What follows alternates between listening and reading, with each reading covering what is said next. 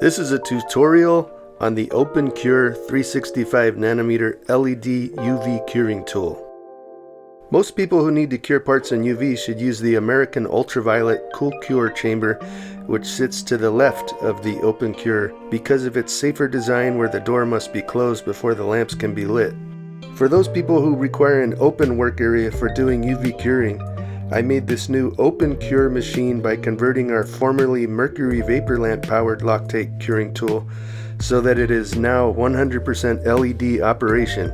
It now has an array of 441 individual true 365 nanometer LEDs.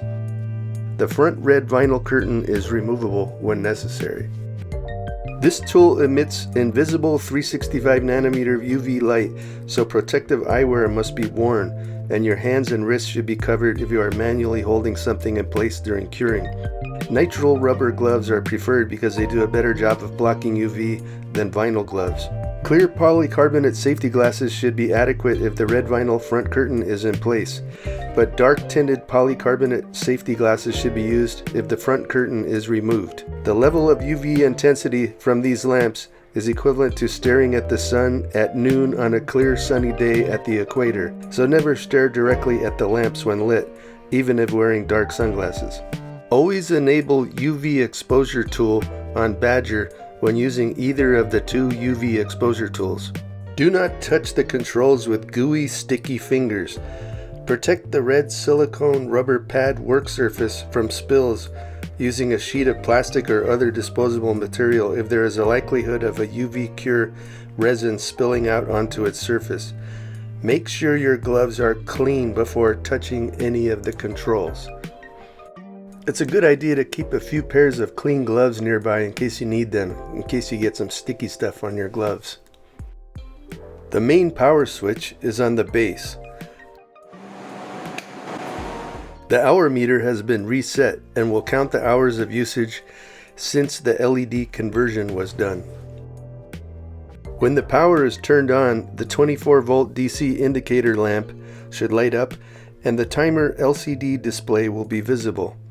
The UV lamps are off until you start a timed exposure cycle. The timer is easily programmed. The first window on the left of the timer should always show H, which is code for an off delay mode. Do not change this to any other setting. The middle 3 digits control the length of time. You just push the plus and minus buttons to get the time that you want. In the range that it's in right now, this would represent 0 minutes and 11 seconds. The last window on the right controls the timer range. You will most likely be using one of these ranges. A capital S is a range from 1 second to 999 seconds. A small m is minutes, so it's a range of 1 minute to 999 minutes. A capital S with an underline is minutes for the first digit, and then the second 2 digits are seconds.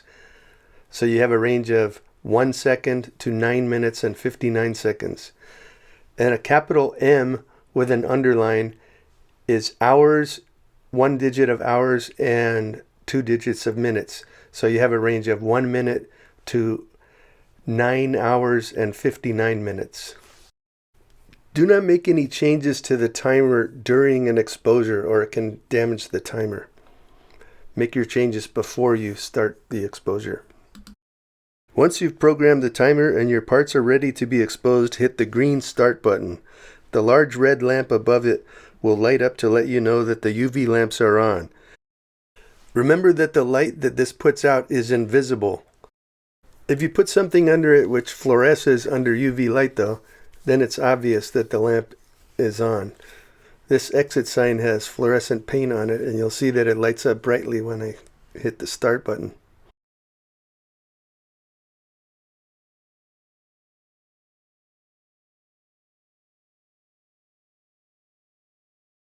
I changed the length of time here to 15 seconds. So I just want to demonstrate that if you hit start and you're in the middle of a timed cycle, if you hit start again, what it will do is jump back to the beginning, and then you'll get the complete cycle over again. And the UV lamps will remain lit the entire time. If you keep hitting start and it's in the middle of a cycle, it'll just stay lit constantly and then finish out the final cycle. If it's in the middle of a cycle and you hit the stop/reset button,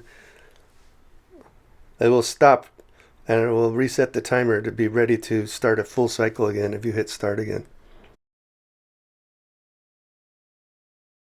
This little bar graph on the display represents a percentage of the total time that you have programmed into it.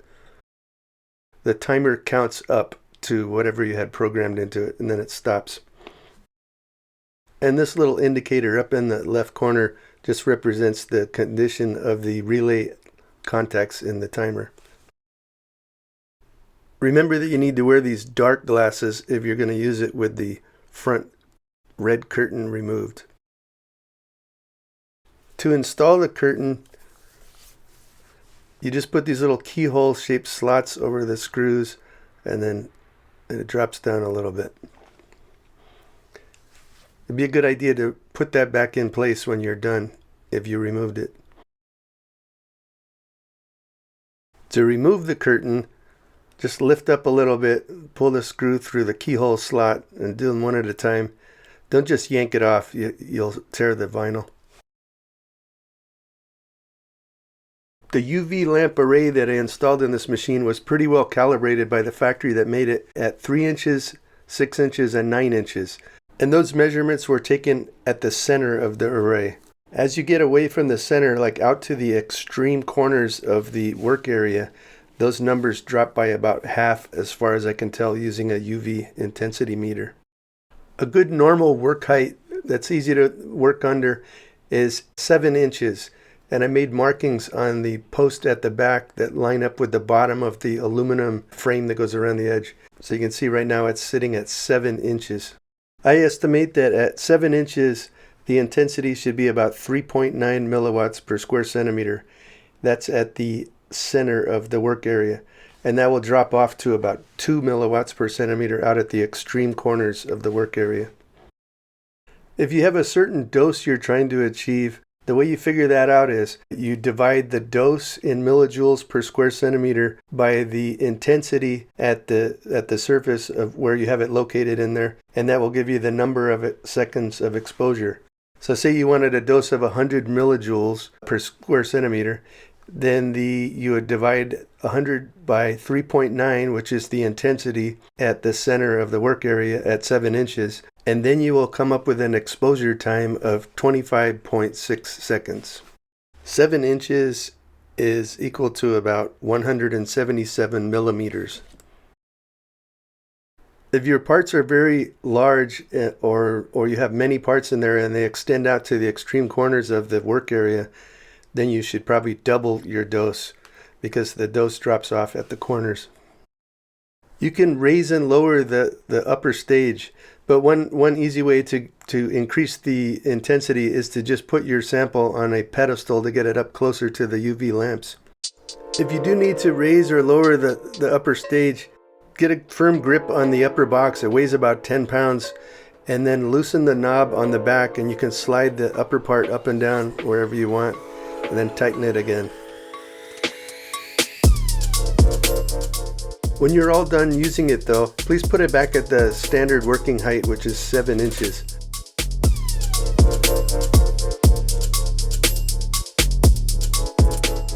To give the UV lamps a good long lifetime, they need to stay cool.